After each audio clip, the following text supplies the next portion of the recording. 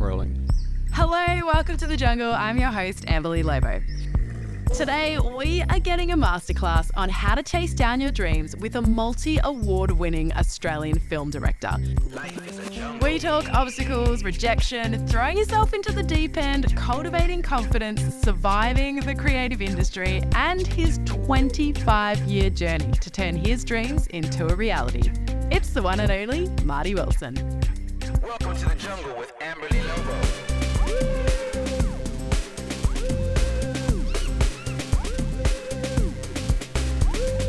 Welcome to the jungle.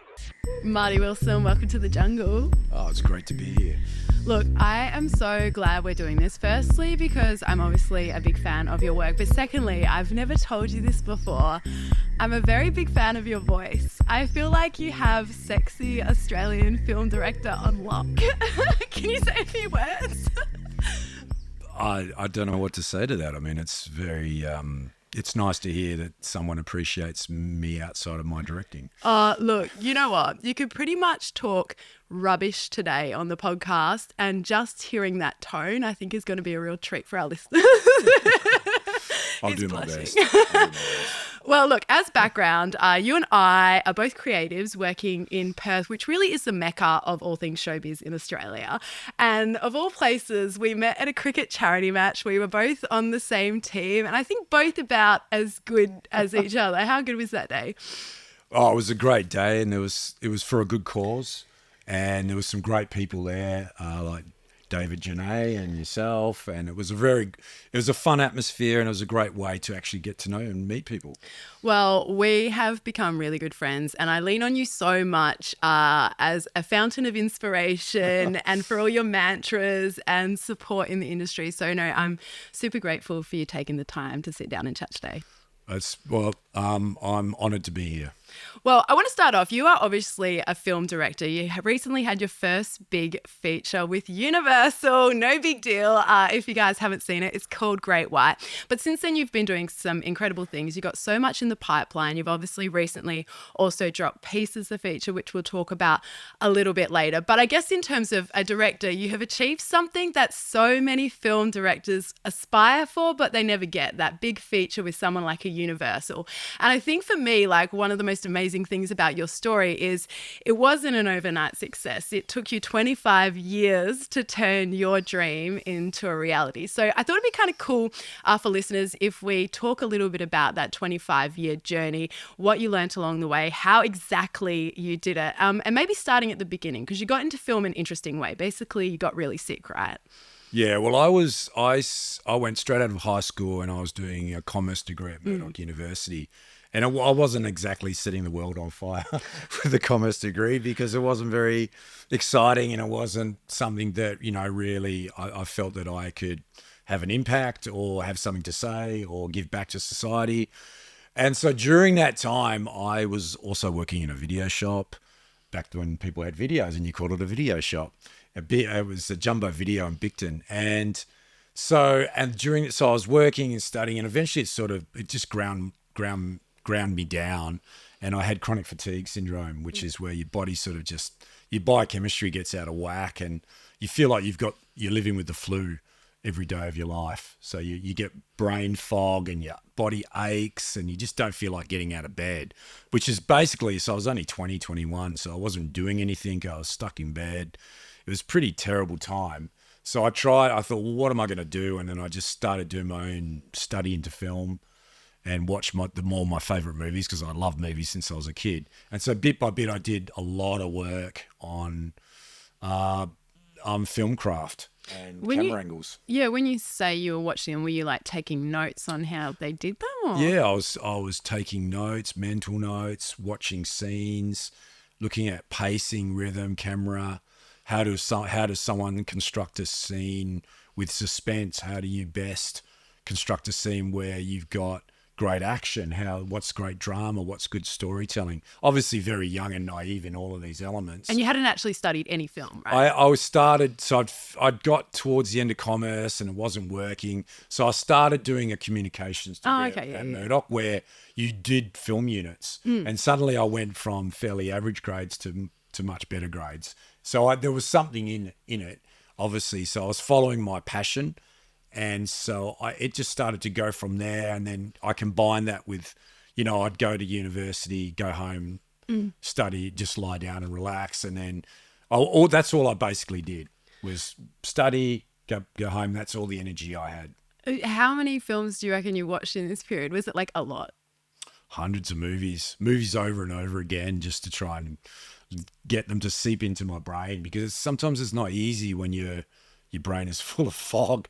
So I was just trying to get as much information as I could.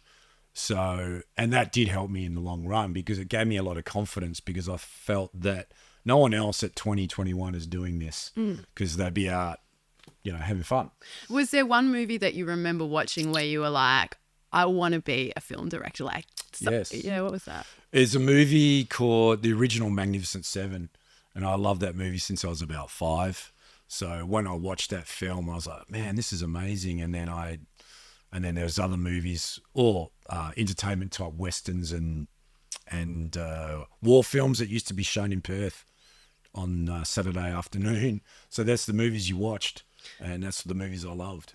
So you've started to get this vision of being a film director. You're getting a little bit better from the chronic fatigue syndrome. I'd be curious to hear what your first step is, because I mean, in most careers, you can sort of study the thing, apply for the thing, then get a job in the thing. But in any sort of creative industry, there's sort of no roadmap, no path, no rules, no guarantees. So what was you were like, okay, I want to be a film director. Like, what was your first step?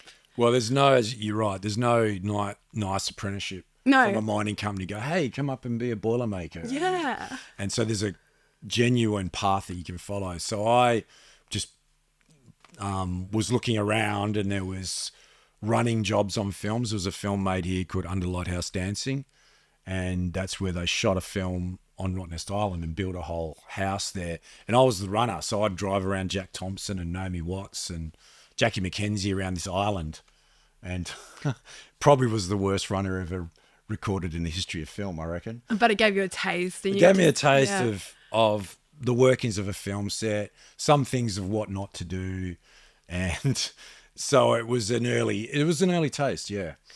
I guess like wanting to be a film director in Perth is a little bit like wanting to be in a bobsled team in Jamaica. Like Perth is like tiny. Back then the industry would have been even smaller than what it is now. Yeah, for sure. Was there any thought of you going, look, I might have to move overseas? Yeah. I mean, you do have thoughts about going over east, going wherever. And a lot of people do that, which is fine. I did for a little bit, but there was some sort of pull back here to Perth with my family and everything that made me just dig my heels in and made me want to make it work here. Do you think, a lot of people, might have a dream or something that they want to do, but they might be in, I guess, a location where that opportunity is maybe not readily available for them. Do you have any advice for people who might be, I guess, in that situation? I think you just follow what you intuitively know where you should go, and then you build on all your skill bases. So if you feel that you have an eye for photography, and then you go out and work on that, so you combine what you God-given talents are with hard work, and then eventually you hope that the opportunities open up. Even though you are in Perth, there's photographers that have done well out of Perth.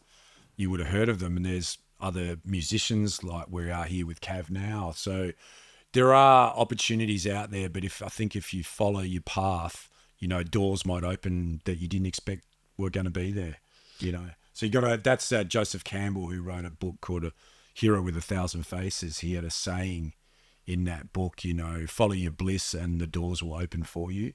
And George Lucas used Hero with 1,000 Faces as a blueprint for Star Wars.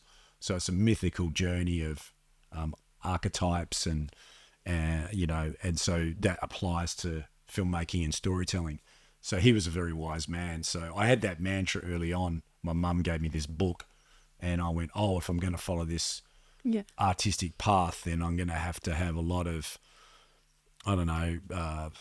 fortitude to do it. But then again, sometimes you have to think outside reason. Well, that's what I was going to say. Like, how important is it to consider unorthodox routes to get to your dreams? Like, you had this dream of being a director and you were like, okay, my first step is going to be a runner to just sort of even get me into the arena.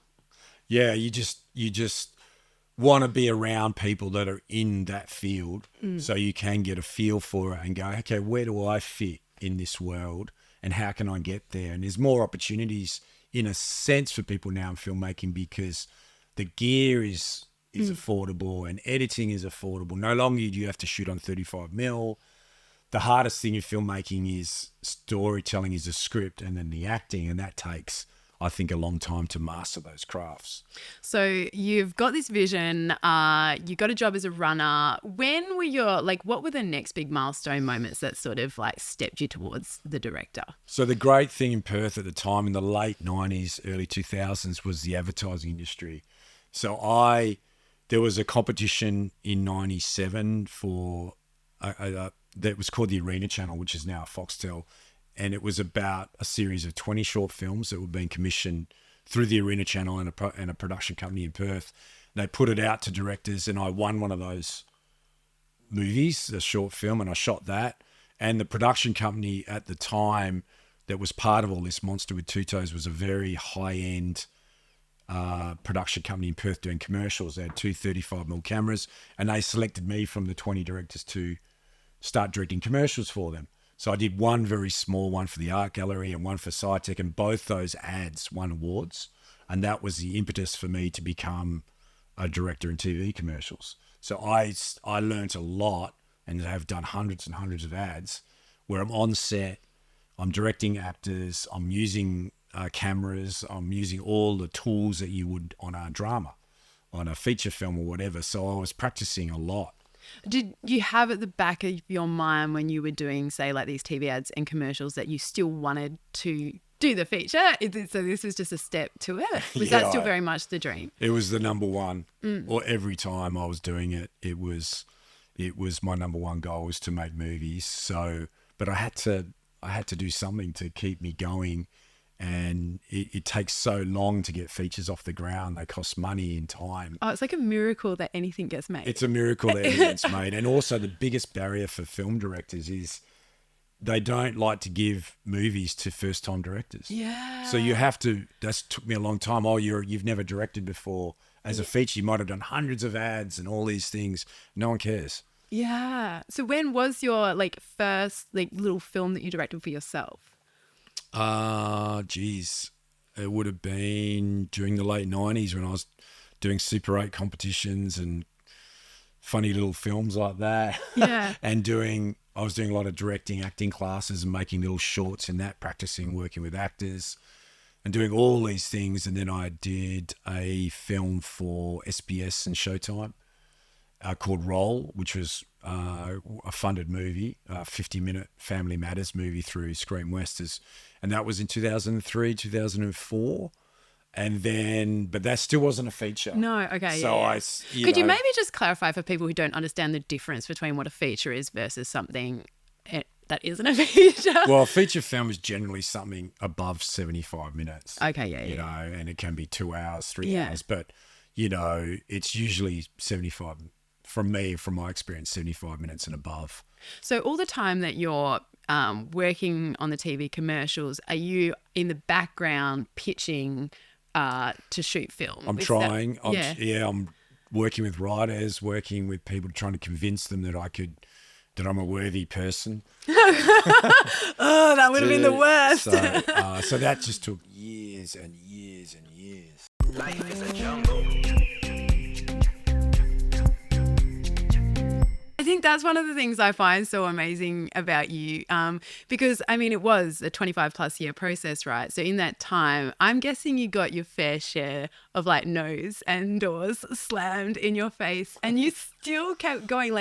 How did you come to learn to, did the rejection hit you hard at the start and you just got used to it, or, I just don't think you ever get used to rejection, no matter what people say. Yeah. It just hits you in different ways. Yeah. Because when you're younger and you get rejected, it does hurt, but you have naivete that you go, oh, I'm still young, I've got plenty of time, so what? And it does hurt. Even in commercials, when you don't win a commercial, you go, why? What was wrong with my treatment? What? And there's so many variables at play, right? So I don't think you ever get used to rejection. You do just have to learn that what's next. Yeah. So you learn to channel your energy away from like, okay, that didn't work. Let's pour it into something else. So you move on, you try and move, you shift your mental state and your soul or your being away from feeling yucky and hurt and not going great into something where you channel it into, well, what's the next project, or who's the next actor we have to approach, or what's next positive in, and that's why you want to have a few irons in the fire, because if you have a few irons in the fire, if one doesn't go, then you can just shift everything to the next one. I think it's healthy to have that to help your mental state on rejection, because there's no easy way. If you're being honest, I don't think, we're not robots. You can't go, oh, wow, I'll just move on. You do feel it, but it's healthy to feel it. And then how you deal with it is really the critical. It's really the critical ways that you don't want it to bring you down where you can't be creative. Yeah, I personally always tell myself a story about it because, we get it all the time. You get rejected all the time working in this industry. But I have this belief that if something doesn't work out, it is genuinely because that's not a part of my bigger picture. Like that opportunity was not meant for me for the goal that I've said that I want. And so I think having a process like that, whether it's like having lots of different irons in the fire, can be super helpful so that you don't feel it as hard when it hits. Yeah. Everyone's got a different makeup too. And someone's going to feel something harder than someone else, and otherwise we'll just brush it off. How many times have you heard, oh, just shake it off, water off a duck's back? It's very easy to say. Oh, but when you've poured your heart and your energy and like as a creative, you're generally not getting paid. You're putting all this passion into something, and then you go present it to someone and it's not even like no with a paragraph explanation. It's just like, nah. It can be, it can suck. Because you've got skin in the game, which is all, as you say, often without any payment. Yeah. And you're going, well, why? Why do I keep going if it's this all these roadblocks all the time? Yeah, no, well, like I said, it's one of the most incredible things I find like so inspirational in you, Marty. So I want to fast forward a little bit. Like you're about 20 years in, and if everyone imagines, you've had doors open, you've had doors closed, you've made calls, you've been to all the meetings, you've been to all the pitches. And then I guess finally in 2017, like things start to take off. Can you tell us like what went down? Well, we started to, it was moving toward, was it 2018? Then I got a call from a producer about Great White, and that was going to be shot in Western Australia, and they needed a WA director, and everyone said, well, my name popped up. And so we started wrecking Great White. We went to Shark Bay of all places. Wait, hold up though. How exciting was this call after you had this dream in 1997 to get a phone call? Well, it was exciting, but I was tempering it with this might fall through. It could fall through easily. So I went in 100% enthusiastic and doing all this stuff. And then because there was so much controversy about sharks at the time in Western Australia, the government wouldn't get behind the movie, even though it was never set in WA. And because of like a tourism thing? So they were worried that there was going to be some backlash, right? So that was like, oh, now it's not happening. So all your fears of like, oh, this is so exciting and everyone wants it to be made, then suddenly the government puts a kibosh on it all, and you're back to square one again. And did you at the time think that you also might not be involved in it? I did too. The producers were very supportive, so I'd known them from 20 years through advertising. Yeah. And Neil Kingston was Monster with Two Toes, which goes way back to 1997. So he knew what I could do. Yeah. Michael Robertson knew what I could do through commercials.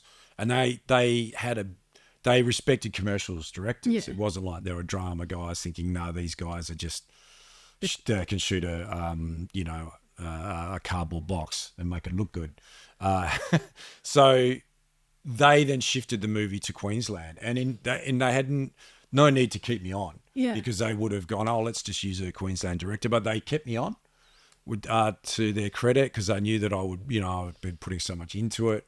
And so at the end of 2019, around this time, 3 years ago, we started shooting. How, I love that for your first big feature, it wasn't like, hey, Marty, we've got this rom-com that's set in a cafe. It was straight into the deep end. We want you to do a creature feature. And even more wild, it's with sharks and water, which I, from the outside looking in, just feel like that would be the hardest thing to shoot. Had you done sharks and water before? No, it is the hardest thing, because we only had 25 days. Yeah. And in Queensland, it's very different to WA. The beaches aren't as nice. They're not as nice, Queenslanders. Sorry to say. You suck. They're pretty They're scrubby. Average. They're gross. But, and also the winds, everything's different. And then the tides go out. And then people are getting windburn and sunburn. Oh, yeah, the sun is harsh in Queensland. It's not as nice as WA. This episode is brought to you by Tourism WA. Yeah, they didn't back me, but anyway, it is nicer here. No, but was there any, because you hadn't done, say, a creature feature, and you were being, it's a big ass, sharks and water, was there any part of you that was like, oh, nah? Or were you just like, I back myself to make this work? I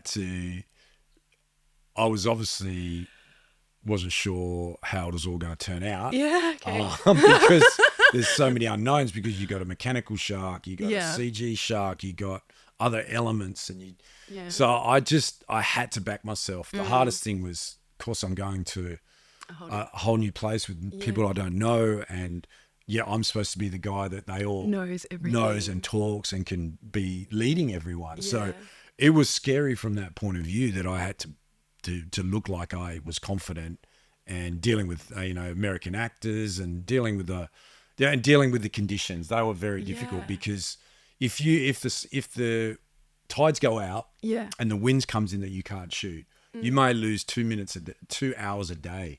They don't just give you those 2 hours a day back. Yeah. So then you have to try and make it up the next day. And so it was grueling. It was really, I feel like really it's a baptism by fire. It was. But it does strike me that perhaps a lot of people in that position might have been like, look, I haven't done creature features before. This is a big ask. No. How important do you think is it to throw yourselves into situations that you're not prepared for and just back yourself to be able to do it? I think you have to do that in everything in life, because you always come away. My biggest thing is when I've done that, and then I come away and I can reflect upon it and go, hey, you got back. You went along, even though you were scared and you wanted to go home and crawl up in the bed. You still went, right? Yeah. And it all turned out for the best. Yeah. And then next time when you're confronted with that, you go, hey, I've done it before. I remember when you were 16 and you went to football training and you didn't like anyone there, but you could have easily gone, nah, I don't want to do it. And then you win a premiership and you go, if I just quit, or remember when I was doing Great White and everyone was horrible, everything was horrible and things weren't working out. I could have quit. Yeah. And you didn't, and it worked out really well. So you must, I think, if you put yourself out there in the deep end, you just don't know who you're going to meet. You don't know the new opportunities come from that, and your whole world opens up. It's so true. I guess slightly easier when the stakes are lower, but your stakes were, how much was this film? It's a $7 million movie. It's a $7 million. So it's $7 million. You want to get it right. I guess where did you get your confidence from? Delusional mattress. I did get it from knowing that I just work harder than everyone else. Yeah. Yeah, so that's actually what I know that my work ethic is to my detriment at times, but I just knew that I would be really prepared. And films get made in pre-production on the set, so I was so prepared. And that gave me confidence also when I was sick in the 90s when I was a kid. Then I did all that work and all that study, and so I knew I just factually I felt I knew more because I knew I was doing more. So I had the confidence to walk on sets with commercials and deal with agencies and sell them what I wanted to do, because I felt that I could outwork understood it, and I could give value, and I had to do the same with great white, even though it was much scarier. And I do admit, when I came back to Perth after shooting, I just kissed the ground. I'm home. What just happened? What just happened to me?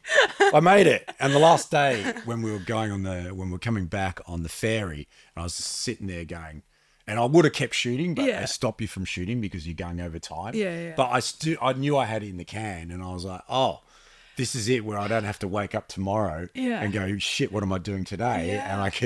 And we'd finished. Yeah. And that was it. It was like the most incredible feeling of relief I have ever felt for my life. Life is a jungle.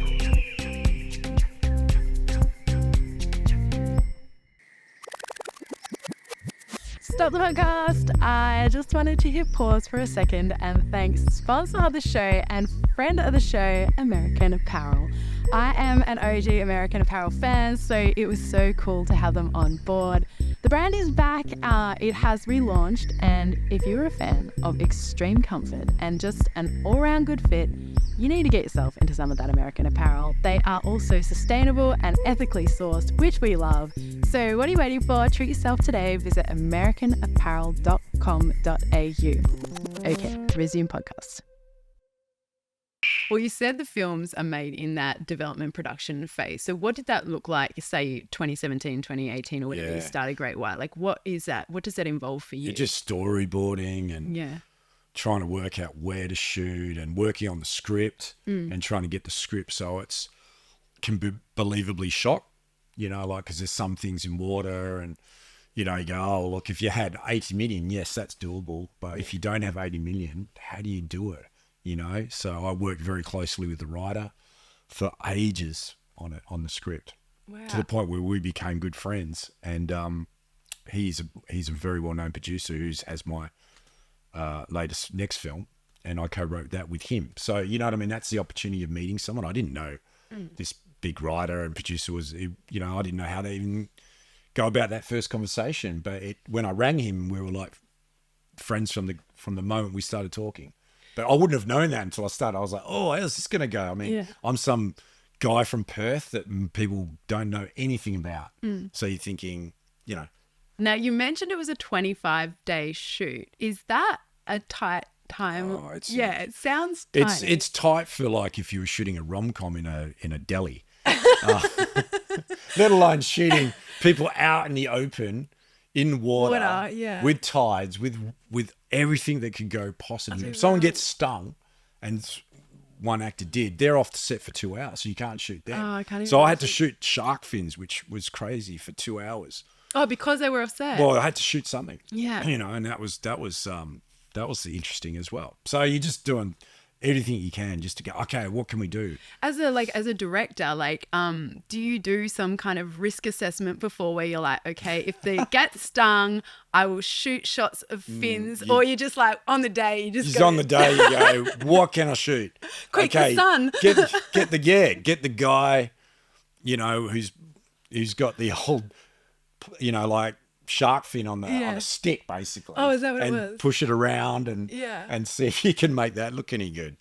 Yeah, I guess a lot of people think okay, you're working on this big film for Universal. As a director, you've probably got it down to a fine art. Everything's going well, which is rubbish. Stuff on film goes wrong all the time. Yeah. Well, were there any mishaps that happened on your set when you guys were shooting? It's really interesting because you listen to directors that do $80 million, $100 million movies, and they go, oh, it's so tough, it's so hard. You're going, it's by degree. Yeah. Like, we had a plane prop, a plane that, what do you call them when they land on the water? Like a seaplane? A seaplane. Yeah. And that, we had a bunch of actors in that, and at one point that sort of sunk a little bit. Don't know if I should. So the things like that. Yeah. What else? Oh, and I had a mechanical shark, and so that we shot that in this tank where they teach people how to dive and get out of helicopters if they go into the water. Yeah. So it wasn't huge, and that was stressful because I thought, how do you make this even look like a it? shark? Anyway, then there's a shark underwater, which is like, if you panned up, there's like 10 blokes with all these different levers pushing this and opening the shark's eye, and then one thing would go wrong with that, and then the camera would, because there's all these cameras underwater which are in underwater housing, and suddenly they would Fog not up work, fog up, and that means you have to bring the diver up with the camera, and the film would just stop. We couldn't shoot because we would go, oh, what's wrong with this camera?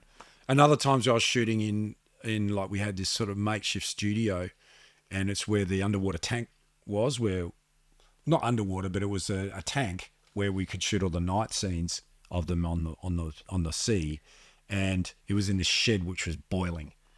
People were falling, people were melting in there.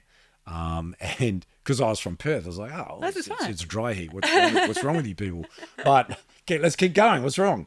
But it doesn't work like that. Yeah. And so people were melting, but the cameras were, because they'd be on these big cranes. Oh, God. And as they got higher to the roof, they'd overheat.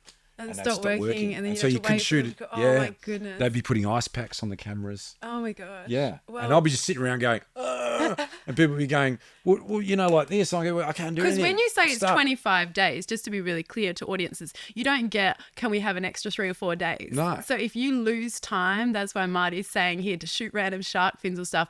That's it. That's your budget. They're your That's days. it. Yeah. It's wow. not like, oh, let's go and do some reshoots, because Spielberg's gone and did a test audience and they didn't like those scenes, so they just go reshoot it. Yeah. We don't have that luxury. Wow. Okay. know, So you really had to nail it. You have to nail it, because the budget is that, and there's no more.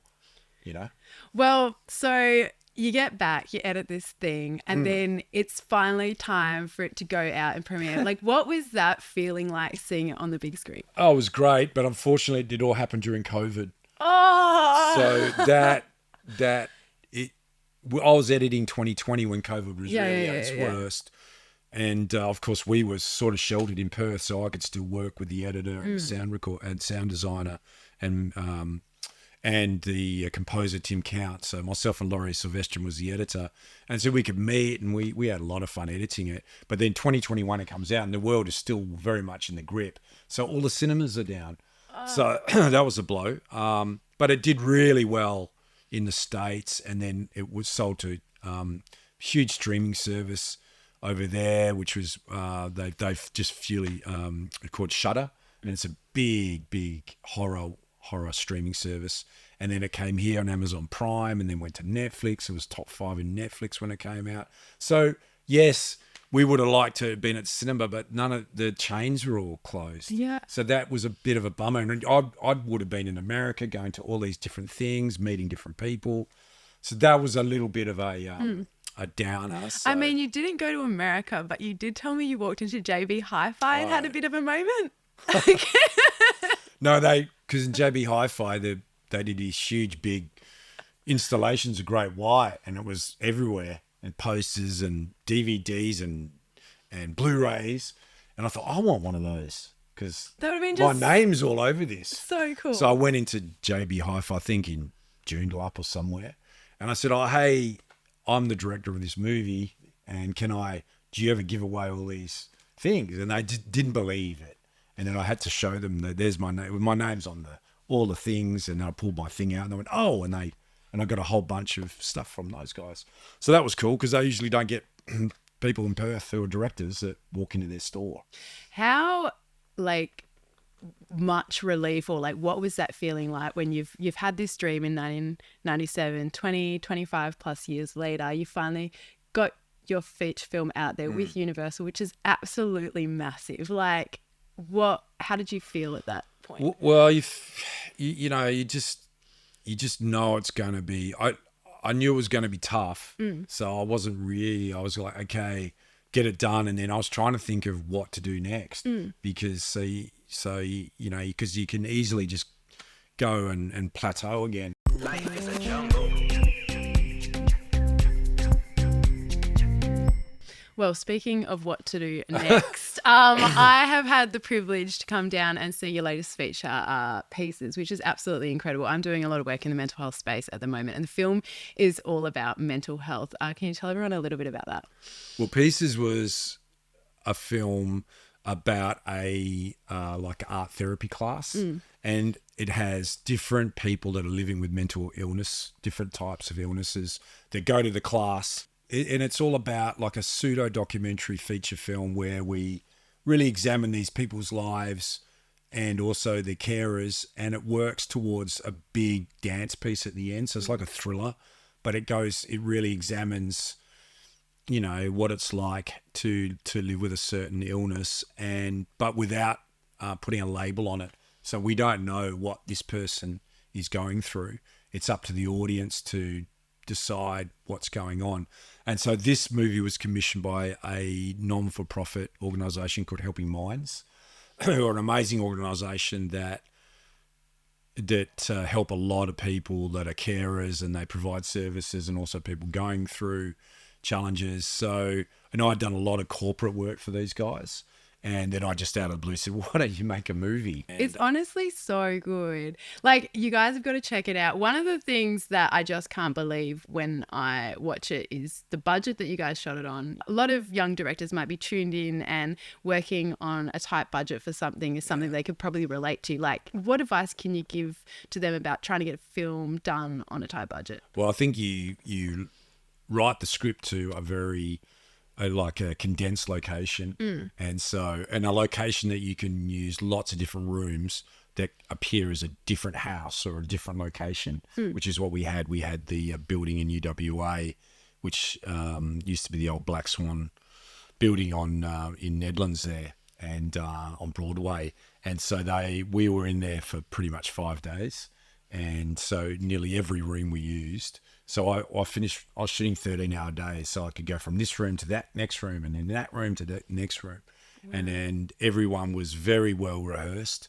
So all the actors we did a week rehearsal with Annie Murder Monks, really making sure that they were in tune with the character and could be present and real and authentic, because they had to be we had to be respectful to the people that are living with mental illness. They had to be real and authentic. Mm-hmm. So that was really critical. And then I had a device where I played the director in the movie, but you never sort of see me, but where I was asking questions. So that device allowed me to, when we're filming that, we're just sitting down like this. It's very cheap and quick to do, because there's a camera there, and I talk and ask questions for 20 minutes with one character. There could be 5 minutes of that somehow seeps into the movie. So that was another storytelling element to the script, and allowed us to get inside the characters' heads. And I was being very provocative as the director to try and get drama out of the characters. So that helped as well. And then I did a bunch of pickups, which were like real guerrilla second units with myself, the director of photography, Jim Frater, who also was the camera operator, and a sound recorder. So 3 of us would go around to the little locations, and a drone operator, and we would just shoot little scenes, and that would, eventually make it to the movie. So I'd go to Marty Wilson, who was the main actor and also the writer, and I'd say, I'd need this scene. And Monique would be good enough to, okay, let's see what we're missing, and we would workshop what we needed, and that's the scene we would just go out and shoot, and that allowed us therefore to keep pushing to 90 minutes. I guess for like any directors who are maybe starting out, do you have any advice for them if they're just starting in this industry? I think you really just have in your mind what you want to achieve, and then you try and day by day work towards getting there, which means you have to study the films that you love, and study writing and work out how to tell your stories, which allows you then therefore not to have to wait for a scriptwriter, because that was my early thing. I didn't work on my writing early on, and therefore I was reliant upon others. And now I can do that, but I wish I had done that earlier, is to learn the craft of writing, because it's a really tough craft. And if you can control your destiny more, which is that you're writing the script, so therefore if you want my script, then you have to have me as the director, because I'm that voice. Then you are in control more of your destiny as an artist, or whatever you want to do. So I think it's just work on that element, work on the script writing, and then work on how you relate to and the craft of acting, so you can get out of the actors you need to make sure that the story it's as best as it can be. Because for me, at the forefront of movie making is acting and script writing. I think you said it right at the start of the interview. Just expose yourself to those environments. Expose yourself, get out there and get on the film set, because a professional film set is very different to one that you would have at university. It's chalk and cheese. Yeah, I guess because a lot of people might go, oh, look, I don't want to be the runner, I want to be the director. But just even being in that environment, you see all the things. It's great being a runner because you can see other directors work and you can see other people work, because mostly other directors don't know how other directors work.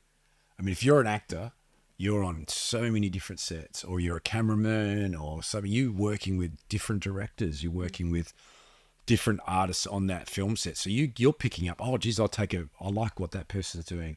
Don't like what they're doing, so I won't do that. But, I like what they're doing. That was awesome. So then you start to build up all this stuff that you can use for yourself. But if you're not exposed to that, then you're sort of wandering around in the dark. Well, my guy, I think I said it at the start. I find you so inspirational. Just your ability to stick at it and go like after your dreams and stay in the game for 25 years. Do you have any advice for people that are maybe like come up against obstacles? I think it's really important to, not be too hard on yourself, because it's really easy if you have a more artistic temperament, you can be more sensitive to stuff going on around you. So it's just learning a way to, try and take it easy on yourself, because if you can take it easy on yourself, then you can get up the next day and do it again. Well, it has been so fun. If people want to connect with you, where can they find you? I'm on Instagram. Marty Wilson. Is it Marty Wilson? Marty Wilson, film director, I think it's called. And I'm on the internet. I'm in North Perth. I know, yeah. I always see this. I was like, I'll around. probably see you next week at the coffee shop. Just come and visit. Well, thank you so much. I'll probably see you next week for a coffee. And just lastly, like I always say, life is a jungle. Any parting wisdom, Marty Wilson wisdom for our listeners? Life is a jungle. It sure is. You just need, to know the path you want to take and don't compromise. Thanks for tuning in. If you enjoyed the show, don't forget to subscribe and share it out with all your friends and family. Also, don't forget to hit me up on socials at Amberly Lovo. And for more information on the show, including all the behind the scenes pics and videos, head across to amberlylovo.com. Have an amazing day, whatever you're up to. And remember, life's a jungle. Make friends with animals.